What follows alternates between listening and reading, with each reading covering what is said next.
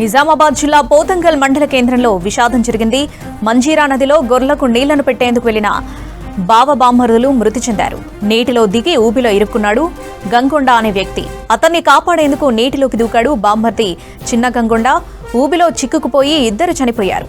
ఒకరి మృతదేహాన్ని బయటకు తీయగా మరొకరి డెడ్ బాడీ కోసం గాలింపు చర్యలు చేపట్టారు పోలీసులు.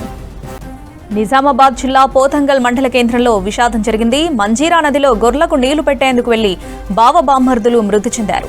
నీటిలో దిగి ఊబిలో ఇరుక్కున్నాడు గంగొండ అనే వ్యక్తి. అతన్ని కాపాడేందుకు నీటిలోకి దూకాడు బామ్మర్ది చిన్న గంగొండ. ఊబిలో చిక్కుకుపోయి ఇద్దరు చనిపోయారు.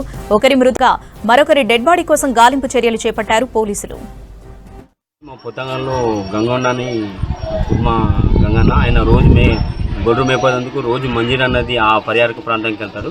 అదేవిధంగా ఈరోజు ఉదయం 9 గంటలకు ఇంటి నుంచి వెళ్ళి ఆయనైతే ఏవైతే నిన్న నైట్కు పండుకున్న గొర్రెలకు మేకలకు బురద తాకి అంటే ఆ మేకల రొచ్చు తాకిందని అవి కడగడం కోసం అని కడిగేటప్పుడు అలా భావాన్ని వేరూరైన బోరగమైన చిలికడైన పక్కకు సడన్లీ ఆయన మునిగిపోతున్నానని దృశ్యం చూసి ఈయన కాపాడడానికి వెళ్ళి ఆయన కూడా ఇద్దరికి వెళ్ళి నీటిలో మునిగిపోయారు.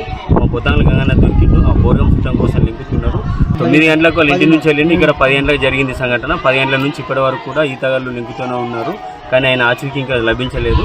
దానికి ఆయన శవం కోసం ప్రయత్నం చేస్తున్నారు. ఏదైతే మా పొతంగల్లో గంగన్న ఉన్నదో ఆయన డెడ్ బాడీ దొరికింది. పొద్దున్న నుంచి లెంగుతున్నా కూడా ఇంకొక ఆయన ఉన్నాడు బోరగం చుట్టమైన గంగారామని. ఆయన బాడీ దొరకలేదు. ఆయన కోసం లెంగుతున్నారు ఈతగాళ్ళని. వాళ్ళిద్దరూ బావబామ్మర్దులు.